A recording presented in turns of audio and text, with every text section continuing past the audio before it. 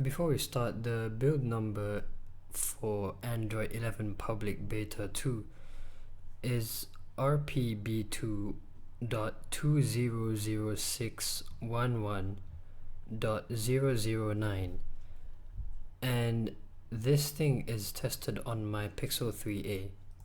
The first thing to talk about is the notification panel.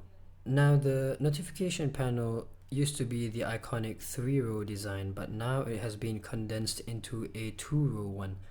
I prefer the old one definitely, but there's a reason why they did this. Speaking of the notifications, the title of each, you could say, segment has now also been changed. Notifications used to be alerting notifications, and silent used to be silent notifications.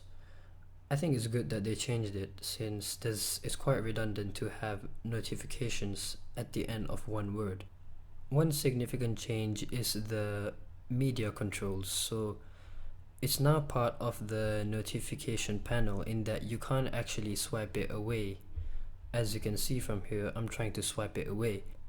One minor detail is that when you click on the controls, it has some kind of ripple effect, which I think is pretty neat. When you screen record, there is now an option for either recording through your microphone or the device audio, or for both of them. I'm not too sure what it was like before, but I know for a fact that this is an extra feature. They also changed the design of the screen recorder. It's now just a different icon. Apart from things to do with the notification panel and the screen recorder, in the theming options, there is now no clock section, which is quite worrying, because that might mean that there won't be an option to change the clock theme, which is something that has been anticipated for quite a while. Another thing is, in the Recents tab, they remove the share option. Now there is only select and for screenshot. And the tabs in the recent tab are now smaller compared to beta 1. I think that's all the major changes that I see so far. There's not much changes, to be honest. Android 11 is more of like a stability and performance kind of update.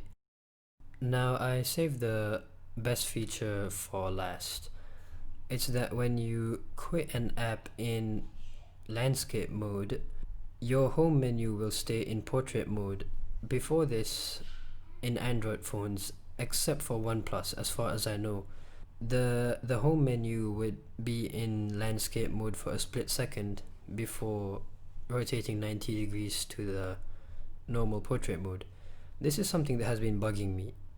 For some reason, only iPhones and OnePlus, as far as I know at least, don't suffer from this. Even stock Android, obviously. So having this feature baked into stock Android is a really good thing. So hopefully in the future, all Android phones will be this fluid. That's all the features I can think of. It's not that much, I know. Android 11 is more of a stability and performance kind of thing. There are of course a few features as I showed, but compared to Android 10 and maybe Android 9, Android has come a long way, so many of the things are refined.